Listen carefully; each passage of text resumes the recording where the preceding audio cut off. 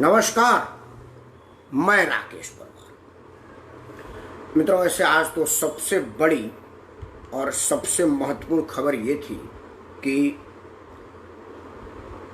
Hurriyat conference के संस्थापक सदस्य अध्यक्ष कश्मीर में भारत विरोधी प्रोपेगेंडा चलाने के महारत हासिल करने वाले और पाकिस्तान परस्ती पर जीवन यापन करने वाले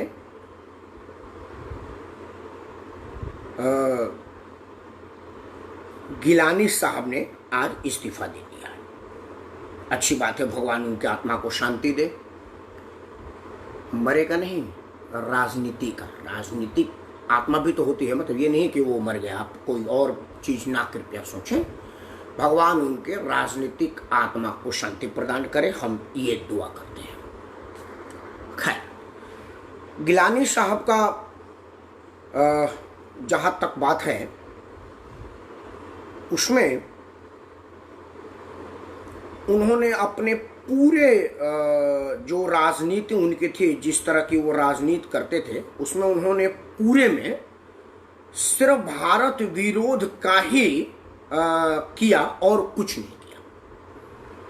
उन्होंने अपने पूरे राजनीतिक जीवन को भारत विरोध पर केंद्रित किया, भारत विरोध की राजनीति की और भारत से विरोध का अपना किया। एनीवे, उससे भी ज्यादा और जरूरी था कि एक बात किया जाए। आज जो सबसे जरूरी रहा वो था कि भारत ने अपने यहां से चीनी सामानों पर प्रतिबंध का ऑफिशियल घोषणा बेशक न किया हो, लेकिन उन्होंने ऐप्स को, जो चीनी ऐप थे, मैं कई बार आप लोगों से कहता भी था कि भाई आप लोग चीनी ऐप से अपने आप को हटा ले, क्योंकि ये कभी भी बंद हो सकती है। भारत सरकार ने आज ऑफिशियली घोषणा कर दिया कि हम चीनी ऐप को कंटिन्यू नहीं करेंगे। जितनी ऐप है उनका नाम लेकर के मैं दोबारा इंडोर्स करना नहीं चाहता। आपको पता है कौन सा चीनी ऐप आपके मोबाइल पे है, आपके लैपटॉप पे है, आपके घर पे है। भारत सरकार ने उस सबसे तौबा कर लिया है। वो भी एक बड़ा जरूरी मुद्दा था। अब मुद्दा तो आज ये भी बड़ा जरूरी था कि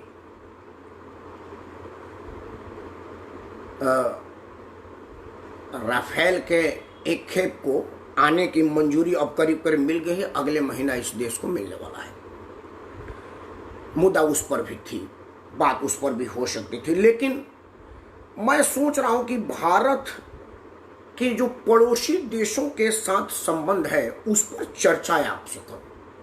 उस पर चर्चा करने का उद्देश्य मेरा ये था कि आखिर हमारा संबंध बिगड़ा क्यों और लोगों के साथ।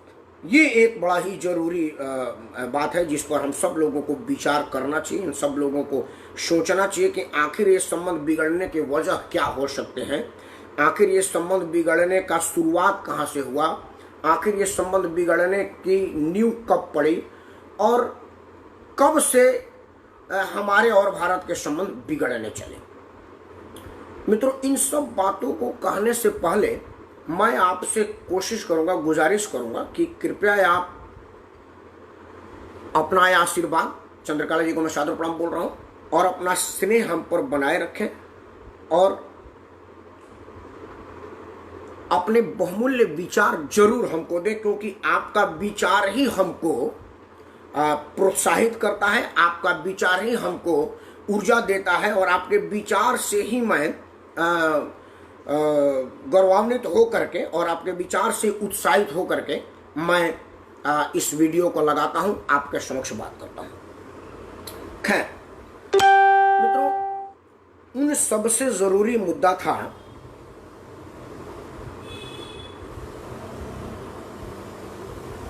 कि हम सब लोग जो भारतवासी हैं, जो भारत के लोग हैं, जो हम लोग भारत में रहते हैं, आज तक यही सुनते आते थे कि चीन बड़ा राष्ट्र है, अमेरिका शक्तिशाली है, रूस शक्तिशाली है, जापान शक्तिशाली है। मतलब हम लोग ये नहीं जानते थे कि भारत में भी शक्ति है।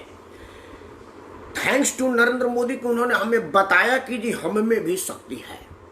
मतलब शक्तिशाली राष्ट्रों में हम अपनी भी गिनती करें, हम अपने आप को भूल जाते थे, हम अपने आप को याद ही नहीं रखते थे कि हमारे में भी कुछ है।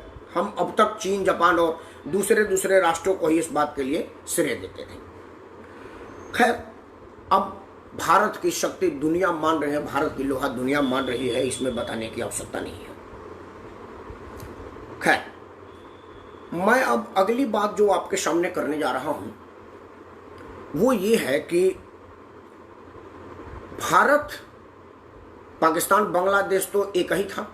जब मैं शुरुआत करना चाहूँगा देश की आज़ादी के पहले से 1857 से, क्योंकि 1857 के बाद से आपको संबंधों का पता चलेगा। क्योंकि अभी के चर्चा में आप समझ नहीं, क्योंकि अभी तो व्हाट्सएप यूनिवर्सिटी से आप लोगों ने इतना ना ज्ञान ले रखा है कि आप समझ नहीं पाएंगे और आपको समझने में आसानी भी नहीं हो, क्योंकि सबके पास व्हाट्सएप यूनिवर्सिटी का ज्ञान है।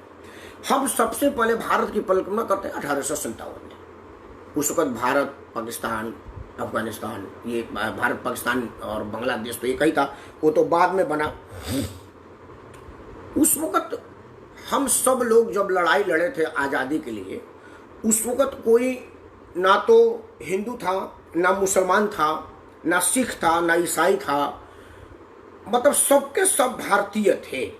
और उन सब ने मिल के अपने हिस्से की लड़ाई लड़ी, अपना जो भी वर्चस्व था, सर्वोच्च था, वो उन्होंने दिया और हमारे देश को आज़ाद करने में अपनी सर्वोच्च कुर्बानी दी। उस वक्त ना तो कोई पूर्वी भारत था, ना कोई पश्चिमी भारत था, ना कोई चीन था, ना जापान था, ना जी कोई इसके प्रति आकर्षित था, ना उसके प्रति आकर्षित था। मतलब सब के सब भारतवासी थे, भारत के लाल थे और भारत के लिए ही जीते थे। ये बड़ा जरूरी है, ये बहुत समझना बड़ा जरूरी है कि आखिर तब और अब में परिस्थितियां बदली क्यों। मुझे ध्यान है, एक बहुत विद्वान आदमी के कई लिखने में पढ़ा था कि उन्होंने कहा कि जब भारत 1857 की जो गदर किया तो उसे एक बहुत बड़ा सबक मिला। उन्होंने कहा कि यार ये अजीब देश है भाई, यहाँ तो एक अजीब हाल है कि ये इनको हराया ही नहीं जा सकता, क्योंकि इनमें तो कोई लड़ाई ही नहीं है। मतलब बहुत परेशान हो गया अंग्रेज भाई कि जब ये देश को हराया नहीं जा सकता, हमें तो कुछ ना कुछ करते रहने चाहिए ना। लेकिन उन्होंने देखा कि भाई इस देश की जड़ें, इस देश की शिक्षा पद्धति, इस देश की आपसी भाईचारा इतनी ज्यादा अंदर तक है कि इस पर कुछ भी नहीं किया जा सकता और इनसे निपटा नहीं जा सकता। फिर उन लोगों ने एक समीक्षा किया कि क्या करें। फिर जाकर के मैकाले की उदय हुआ और मैकाले ने हमारे शिक्षा, हमारे संस्कृति का सत्यानाश किया और तब जाकर के हमारे देश में टूट की प्रक्रिया शुरू हुई। मित्रों, इससे भी जरूरी और इससे भी अहम मुद्दा ये था कि हम सब लोग जो कि भारतवासी हैं, आज तक ये विचार नहीं कर पा रहे हैं कि हमारा देश की इतिहास क्या थी, हमारे देश का भूगोल क्या था, हम क्या हैं। तब तक आप इस बात को समझ नहीं पाएंगे। देखिए, भारत, पाकिस्तान, बांग्लादेश से हम जब अपने संबंधों की शुरुआत करते, समीक्षा करें, तो जब अंग्रेज का हुकूमत था उसी वक्त भारत और चीन के सीमा विवाद शुरू हो गए थे। और उन्होंने एक वहाँ का एक अंग्रेज अफसर था मैकमोहन, जिन्होंने एक लाइन खींची थी जिसको हम मैकमोहन लाइन के रूप में जानते हैं, मैकमोहन लाइन के रूप में पहचान करते हैं, मैकमोहन लाइन के रूप में हम इसको जानते हैं। मित्रों, मैकमोहन लाइन का झगड़ा और तब से अब तक के उसमें हमने बहुत लड़ाई लड़ी, हमने बहुत सारा झंझटे देखा। 62 की वार देखा, 71 का वार देखा, उसके बाद चीन पाकिस्तान का गठजोड़ देखा, अब नेपाल के साथ देख रहे हैं। आज का मेरा मुद्दा यही है कि इसकी शुरुआत हुई कैसे और हमने इसको पनपने का मौका कब दिया। आज इसी विषय पर बात होगी आपसे। मैं इन सबसे कहने से पहले मैं जरा ये आप लोगों को जो थोड़ा बहुत देख रहा होगा ना कि ये डिस्टर्ब हो रहा है, वो डिस्टर्ब असल में मैं कर रहा हूँ। मैं कुछ लोगों को आमंत्रित करते तो कई लोगों को लगता है कि ना परमार जी आपने मेरे को उस वक्त नहीं बोला था, मैं सो रहा था, तो मैं उन लोगों को बुला रहा हूँ जिन लोगों से मुझे संबंध। भोला सिंह को नमस्कार, चंद्रकला जी को भी मैं सादर प्रणाम बोल रहा हूँ। चंद्रकला जी लोक गायिका है, बड़ा मशहूर है और अपने गीतों के माध्यम से रोज रोज हम लोगों को उत्साहित करते रहते हैं, प्रोत्साहित करते रहते हैं। आप बधाई के पात्र हैं। आप जैसे स्वर, आपका बहुत बड़ा कार्यक्रम लगा था जब आपने गीतों के माध्यम से श्रद्धांजलि दिया था हमारे जवानों को। वो मैंने उसको अपने फेसबुक पर भी लाइव किया था और बड़ी तारीफ हुई थी, बड़ी लोगों ने उसको तारीफ किया था, कहा था यार बहुत शानदार रहा आपका वो गीतों वाला कार्यक्रम। खैर बहुत सुंदर, बड़ा शानदार था, उसकी जितनी तारीफ की जाए कम है। खैर मैं कह रहा हूं कि चीन, Japan, Pakistan, America, London, France, वो सब बड़ी दूर की बात है। हमें सबसे पहले चर्चा करनी चाहिए अपने पड़ोसियों का, क्योंकि अगर आपका पड़ोसी आपके साथ मधुर संबंध बनाए हुए है तो मैं दावे के साथ कह सकता हूं कि दुनिया की कोई ताकत आपसे उतनी ज्यादा लड़ाई लड़ने भिड़ने की हिम्मत नहीं कर पाएगा अगर उसको ये बात पता होगा कि भाई यहाँ पर इनके पड़ोसियों से बहुत बड़ा संबंध है और जैसे ही मैंने कोई हैंकी पैंकी किया इसके पड़ोसी लठ लेकर के आ जाएंगे। उसमें होता क्या है ना कि आप मजबूत स्थिति में होते हैं पड़ोसी से अगर आपका संबंध हो तो। खैर अब ये पोस्टिंग बंद होंगे, अब मैं सीधा और सभा शब्दों में आता हूं। मित्रों, शुरुआत करते हैं भारत का संभावित मित्र, हिंदू राष्ट्र, हमारा छोटा भाई नेपाल से। मित्रों आपको पता होगा दुनिया भर में बहुत छोटा सा है नेपाल, तो मेरे उत्तर प्रदेश के गोरखपुर कमिश्नरी इतना है, आबादी में भी, आज़ादी में भी और धन संपद में भी हमारे गोरखपुर से ज़्यादा बड़ा नहीं है गोरखपुर कमिश्नरी से। लेकिन उसने हिम्मत किया अपने आप को हिंदू राष्ट्र घोषित करने का डंके के चोट पर। वहाँ पर पशुपतिनाथ का शिवलिंग है और पशुपतिनाथ का पूरे उसमें है। आपको पता है जानकी जी का असली घर लोग कहते हैं कि नेपाल में था। मैं इस विषय पर बहुत ज़्यादा नहीं जानता, हमारे रणधीर सिंह चिक्कू जी हैं, ये इन लोगों को पता होगा क्योंकि चिक्कू जी जैसे लोग धार्मिक लोग हैं, इन लोगों को ज्ञान होगा। मुझे इस विषय में बहुत ज़्यादा ज्ञान नहीं है कि मैं इस विषय में कोई आपसे बोलूं, लेकिन हाँ ये ज़रूर है कि नेपाल हिंदू राष्ट्र का, ये मैं जानता हूँ। क्या हुआ कि हर जगह के मंदिर मस्जिद का एक अपना कानून होता है, एक अपना रहन सहन होता है, एक अपनी उसकी प्रोटोकॉल होती है। भारत के तत्कालीन प्रधानमंत्री श्री राजीव गांधी जी अपनी पत्नी श्रीमती सोनिया गांधी के साथ नेपाल दौरे पर गए।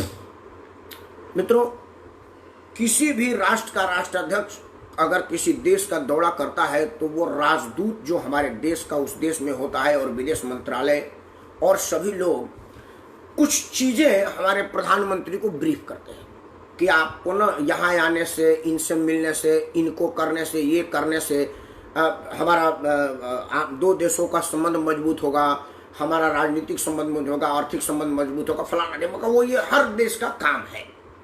हमारे राजदूतों ने भी माननीय प्रधानमंत्री जी को बताया, तत्कालीन प्रधानमंत्री श्री राजीव गांधी जी को, कि भाई यहाँ पर पशुपतिनाथ की मंदिर है और अगर आप, ये चूंकि हिंदू राष्ट्र है और हमारा भारत भी हिंदू बहुल इलाका है, आपको चाहिए कि पशुपतिनाथ के मंदिर में टीका करें।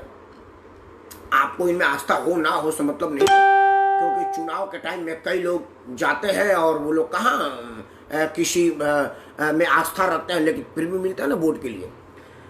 राहुल गांधी जी के पिता श्री राजीव गांधी जी को लगा कि भाई ये ठीक बात है, वो नेपाल के पशुपतिनाथ मंदिर में जाने के लिए तैयार हो गए। अब प्रोटोकॉल लग गया, सुरक्षा के सब वहां पर लग गए। मंदिर प्रशासन ने कहा कि देखिए राजीव गांधी जी को तो आने की स्वागत है क्योंकि वो फिरोज गांधी और इंदिरा गांधी के बेटे हैं, लेकिन सोनिया गांधी को आने की इजाजत नहीं, क्योंकि सोनिया गांधी क्रिश्चियन है और विदेशी बोलती है। हमारे मंदिरों में क्रिश्चियनों का प्रवेश निषेध है। भारत का दूतावास पूरा लगा, पूरी अमला लगा, लेकिन वहाँ के पंडित, वहाँ के जो पुजारी थे वो टस से मस नहीं।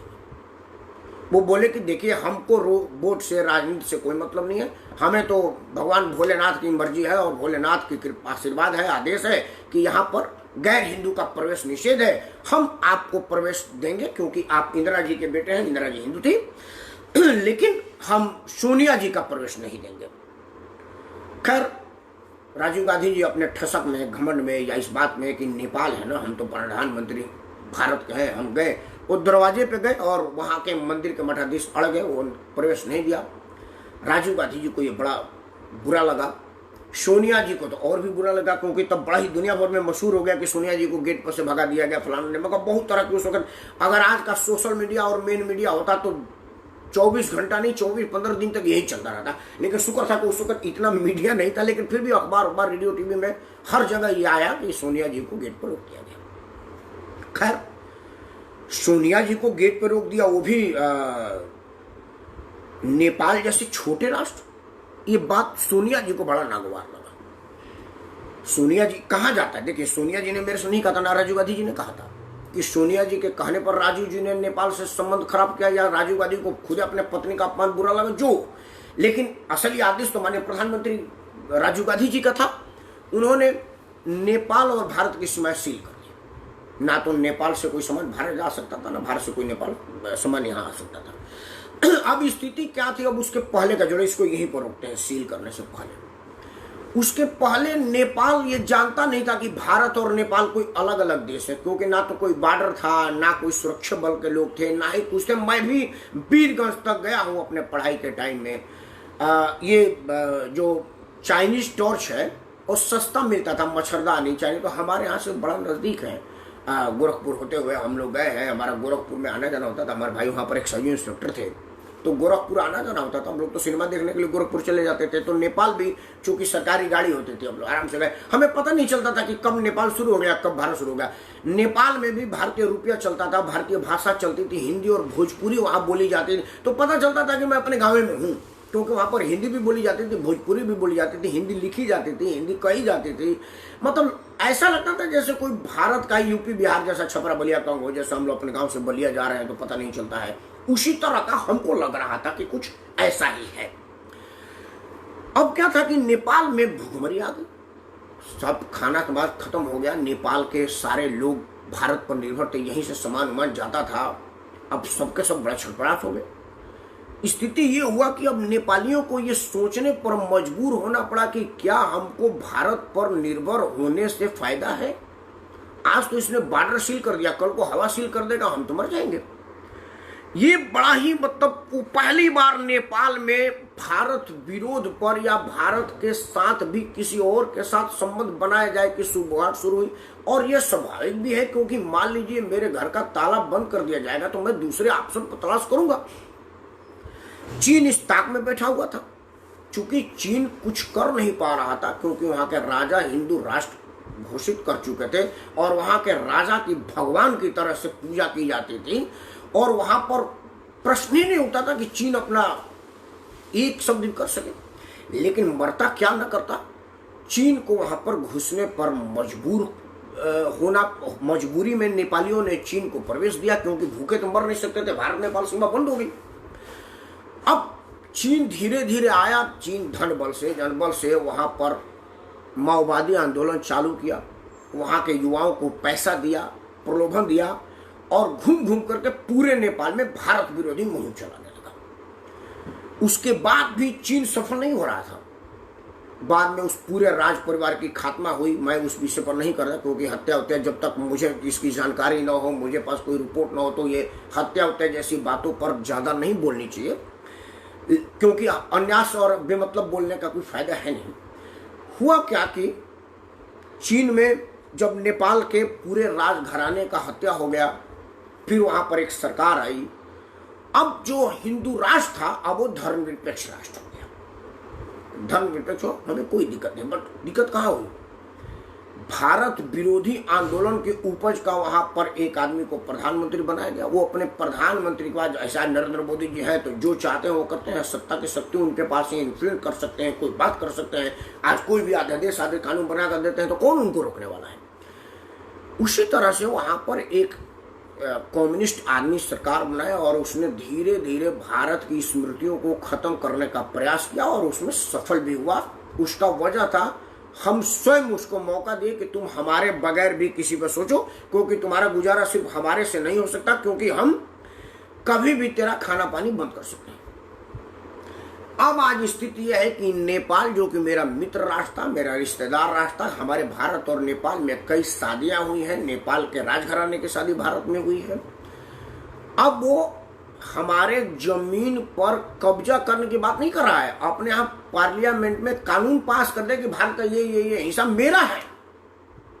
अब जिस नेपाल को हमने इतना छूट दे रखा था कि वहां पर कोई सीमा नहीं है, कोई वीजा नहीं है, कोई आने जाने का प्रतिबंध नहीं है, उस नेपाल में अब हिंदी बोलने पर प्रतिबंध लगा गया। वहां के संसद से एक कानून बन गया कि अगर आप हिंदी बोलेंगे तो आपको सजा दी जाएगी।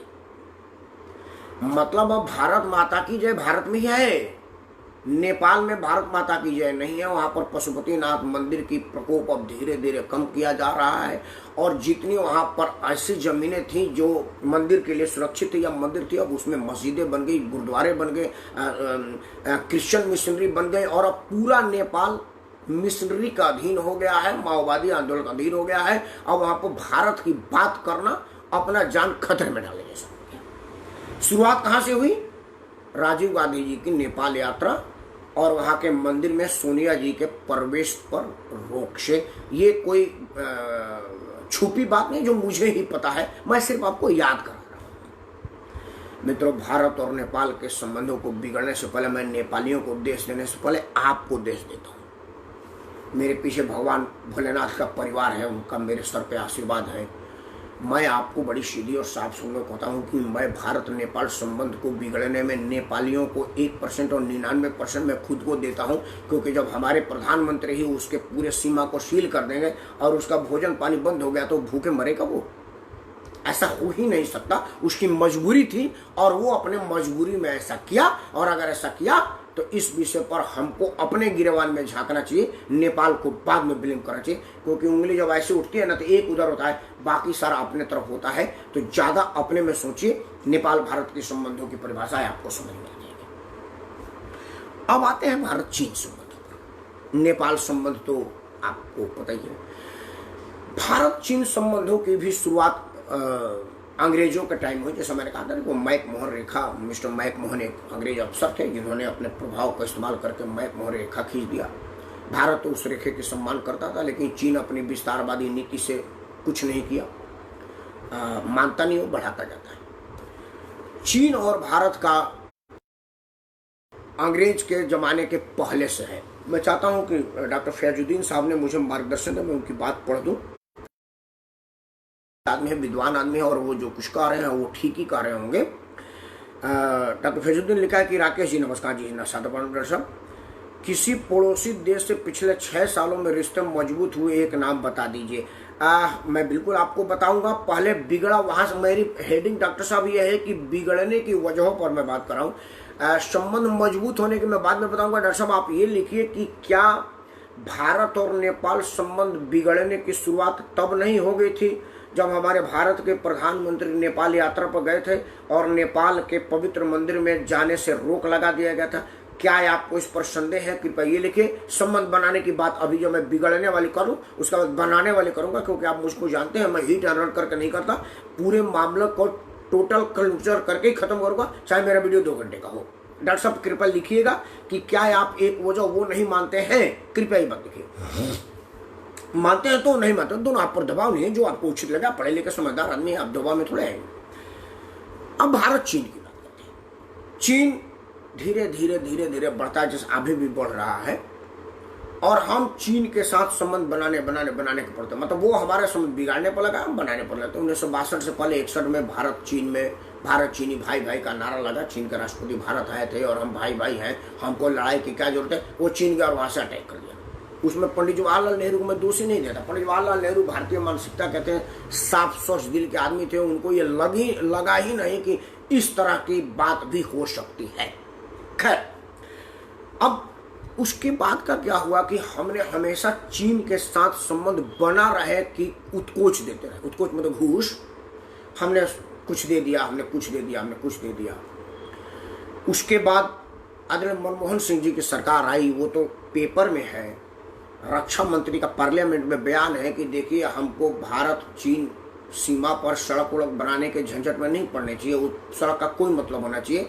हमें भारत और चीन के संबंधों को मजबूत करने में पड़ना चाहिए। 1952 से लेकर के और 2004 तक जब आदरणीय मनमोहन सिंह जी प्रधानमंत्री बने, तब से कोई भी ऐसा प्रधानमंत्री इस देश का नहीं हुआ जो चीन के साथ लड़ाई करने के लिए तोप का मुंह खोल दिया हो। सबने संबंध मजबूत करने की कोशिश की और चीन ने सबके साथ धोखा दिया, सबके साथ छल किया, क्योंकि चीन और छल दोनों एक ही है, एक ही पर्यायवाची है। छल और चीन पर्यायवाची है, वो अलग अलग नहीं है। मित्रों, हमारे मनमोहन सिंह जी के सरकार में एक ट्रीटी हुई कि हम इतना एक्सपोर्ट करेंगे और इतना इंपोर्ट करेंगे। हमने ओपन ट्रेड का एक चर्चा चलाया कि ये ट्रीटी उटी छोड़िए, कौन किताब है, जो जितना भेज सके। उसका चीन ने भरपूर फायदा निभाया। 71-72% चीन हमको देता है, 4-5% हमसे लेता है। वो भी नहीं लेता, कुछ चीजें चीन में होती ही नहीं है, ये उसकी मजबूरी है। अब स्थिति यह होगा कि बिल्कुल खाई हो गया, मतलब हम 1000 रुपया का सामान लेते हैं और 1 रुपये का देते हैं, क्या फर्क पड़ता है उसके 1 रुपये से। उसके बदले में हमने ट्रीटी किया। अब मैं राजीव गांधी फाउंडेशन को चंदा देने की बात नहीं कर रहा, वो एक अलग मामला है। वो क्यों दिया, क्या दिया, तो उसने भाजपा को भी दिया होगा, उन्होंने प्रधानमंत्री केयर फंड में भी दिया है। उन सब बातों पर मैं चंदा देने लेने की बात नहीं करता, क्योंकि मैं संबित पात्रा नहीं हूं कि मैं ये बात करूं। मैं बात उन संबंधों की कर रहा हूं कि देश का रक्षा मंत्री जब संसद में बैठ करके ये चिल्ला करके कहे कि जी हमको रोड बनाने पर बहुत सोचने की जरूरत नहीं है, तो आप समझ ले कि उस देश के रक्षा क्षेत्र में लगे वाले जवानों का मनोबल पर क्या असर पड़ रहा होगा। उनकी मनोबल क्या कह रही होगी कि भाई हम जिसके लिए जान दे रहे, हमारा रक्षा मंत्री ही कह रहा है कि रोड बनाने की जरूरत नहीं है, आप रहने दीजिए। और चीन उधर सड़कें बनाए जा रहे हैं। मतलब अगर भारत पाकिस्तान चीन की कोई बात होती है तो वो अपने तेज गति की गाड़ियों से जल्दी आ जाएगा और हमारे ये लोग 4 महीने में पैदल जाएंगे। जब तक कि पैदल जाएंगे वो चढ़ कर यहाँ पे आ चुका होगा। उसके बाद वहां से समझौते की बात करेगा, समझौते के तहत कहेगा कि जी ठीक है जी, अब क्या करें, आप जो कह रहे हैं वही मान लेते हैं, ठीक है जी। चीन यही करता है। चीन करता क्या है कि वो हमारे धीरे धीरे आगे बढ़ता जाएगा। आगे बढ़ने के बाद जब मामला पता चल जाएगा तो कहेगा ठीक है फिर यही रहते हैं, मतलब बढ़ जाएगा और उसके बाद रुक जाएगा और वहीं रुकेगा, पीछे नहीं जाएगा। अब क्या हुआ कि हमने अपने कितने सारे जमीन चीन को दे दिए संबंध के उत्कोच में, लेकिन संबंध हमारा वहीं का वहीं है, संबंध कहीं नहीं बना। यहां तक कि वो भारत के प्रधानमंत्री के साथ झूला झूलने के लिए आया, तब भी वो आके जाते ही डोकलाम कर दिया। और अब गलवान डोकलाम में उसको लगा कि हम अभी झूला झूल के आए थे और ये भारत का तो प्रधानमंत्री है, ये कुछ करते उठते नहीं है, क्योंकि वो तो 1952 से उसको आदत था। अब उसको पहली बार ऐसा प्रधानमंत्री मिल गया वो जो तेरा झूला भी झूलेगा और तेरे को नाथ करके झूलाएगा भी। स्थिति ये हुई, तनाव परिस्थिति हुई कि अब तक वो बढ़ता जाता था, उसके बाद हम थोड़ा विरोध करते थे तो वहां रुक जाता था, फिर 4 दिन के बाद से बढ़ना शुरू करता था, फिर विरोध करते थे तो रुक जाता था। और फिर पहले बार उसको हुआ कि उसको 2 के बदले 10 लोगों को मारना पड़ा और दोनों तरफ से फाइट हुई। चूंकि ट्रीटी थी कि हम हथियार लेकर के नहीं जा सकते, नहीं तो दोनों वर्ष से गोलीबारी भी हो सकती थी, लेकिन घूसा-घूसी हुई और हाथापाई में ही हमारे 20 लोगों ने अपनी बलिदान दी, तो उसके 40 से ज्यादा लोगों ने बलिदान दिया। तब जाकर के उसको बिलबिलाहट हुई कि यार भारत ऐसा भी कर सकता है। तब उसको लगा कि भारत ऐसा भी कर सकता है और भारतवासियों को लगा कि यार अब तक तो हम पढ़ रहे थे कि चीन बड़ा शक्तिशाली राष्ट्र है, उसे हमें डर के रहना चाहिए, मिलकर रहना चाहिए। मतलब चीन भी डर सकता है। पहले डोकलाम में पीछे हुआ, अब गलवान में पीछे हो रहा है। तब जाकर के भारतीयों को लगा कि भाई हम भी कुछ कर सकते हैं। उनको ये लगा था कि नहीं हम कुछ नहीं कर सकते, क्योंकि हम तो कुछ है ही नहीं है। चीन, जापान, पाकिस्तान ये सब बड़े बड़े लोग, बड़े राष्ट्र और मजबूत राष्ट्र। मित्रों, भारत चीन संबंधों पर विचार से पहले आपको पता होना चाहिए कि तिब्बत एक स्वतंत्र राष्ट्र होता था। चीन धीरे धीरे करके तिब्बत को हथिया लिया। स्थिति ये हुई कि तिब्बत के धार्मिक गुरु दलाई लामा को भाग करके भारत में शरण लेना पड़ा। हमारी तब की सरकारों ने दलाई लामा को शरण तो दिया, क्योंकि वो तो मजबूरी है, राजनयिक शरण तो चीन का राष्ट्रपति मांगेगा देना पड़ेगा, पाकिस्तान के इमरान मांगेगा तो देना पड़ेगा। ये अंतर्राष्ट्रीय मजबूरी है, हम उसमें कुछ नहीं कर सकते। आज इमरान खान डर के हमारे वहाँ के सेना के डर से हमारे भारत के दूतावास में पाकिस्तान में घुस है, हमको देना पड़ेगा, मजबूरी है हमारी, ये कानून है। तो वह हमें कोई अभी जिनपिंग को अगर कोई मजबूरी आती है, वहाँ का सेना उसको खदेड़ देगी, तो हमसे शरण मांगे तो हमको देना पड़ेगा, क्योंकि ये हमारी मजबूरी है। तो दलाई लामा साहब यहाँ आए, लेकिन दलाई लामा को सरों तो दिया गया, उनकी सारी धन हड़प ली गई, लेकिन उनको बोलने की आज़ादी नहीं दी गई। दलाई लामा ये सोच के आए थे कि भारत हमारा मित्र राष्ट्र है, हिंदू राष्ट्र है, बौद्ध का यहीं पर जन्म हुआ है, जिसके मैं धर्म प्रचारक हूँ, तो अपने धर्म गुरु के जन्मभूमि पर मैं जा रहा हूँ तो वहाँ मुझे वही सम्मान मिलेगा और मैं वहाँ रह करके चीन के विरुद्ध अपना युद्ध जारी रखूंगा और आज नहीं तो कल उसमें सफलता पाऊंगा। लेकिन दलाई लामा यहाँ पर ठगे हुए महसूस हुए जब उनको कहा गया कि आप आ गए, आपका स्वागत है, लेकिन आप कोई राजनीतिक गतिविधि ना करें और ना ही आप चीन के विरुद्ध बोले। मतलब उनको दोनों कामों के लिए समझा दिया गया कि आप चीन के विरुद्ध कुछ मत बोले और राजनीतिक बयानबाजी ना कर, राजनीतिक गतिविधि ना कर, आराम से खाइए पिए, आपको कोई दिक्कत नहीं है। आप इतना धन लेके आए हैं, आपका धन से तो हम लोग धनी हो गए, वो कोई दिक्कत नहीं है। दलाई लामा आज तक उस निर्वासन जीवन के लिए अपने आप को कोस रहे हैं। अभी का जो तनाव हुआ है, ना तो दलाई लामा उसमें खुल करके बोल रहे हैं, ना भारत के पक्ष में ना चीन के पक्ष में। चीन के पक्ष में तो बोल ही नहीं सकते, लेकिन भारत के पक्ष में भी इसलिए नहीं बोल रहे हैं कि पता ना आज वाली सरकार क्या कहेगी।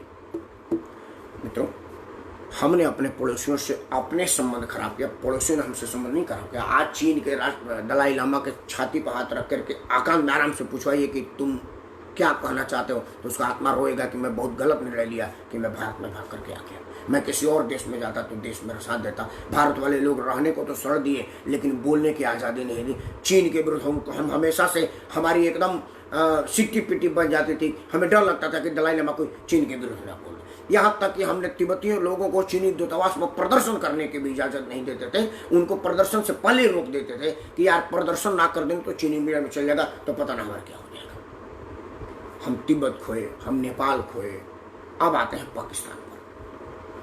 मित्रों, पाकिस्तान भारत संबंध की शुरुआत बिगड़ने की तो उसी दिन हो गई थी जिस दिन ये दो देश आपस में फटे। दूध फट गया था, उसका खोआ नहीं बन सकता था। फटे दूध की पनीर स्वाद नहीं देती, स्वास्थ्य के लिए भयंकर, वो दो अलग देश हो गया था। लेकिन फिर भी हमने कभी भी पाकिस्तान के साथ संबंध मजबूत करने का मजबूती से प्रयास किया। हमने उसके साथ सैनिकों के पतलू टांग दिया था हमने अपने हाथ। हमको संयुक्त राष्ट्र में शाबाशी लेने के लिए हम उन सबको छोड़ दिए। हमें उस वक्त मौका था, हम गिलगित बाल्टिस्तान,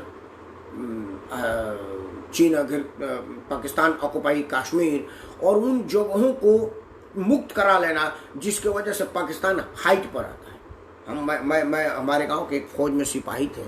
हमने उनको पूछा कि भाई इतना क्या होता, तो उन्होंने बोला कि एक्चुअली क्या है कि बॉर्डर पे ना कई जगह पाकिस्तान वाले ऊंचाई पर बैठे, जैसे ये द्रास व्रास में ऊंचाई पर बैठे होते थे और हम नीचे होते थे, तो वहां से गोली मारेंगे, हम नीचे से ऊपर मारेंगे तो नीचे से ऊपर तो लगेगा नहीं, ऊपर से नीचे मारेंगे तो लग जाएगा। नुकसान का खतरा ये है।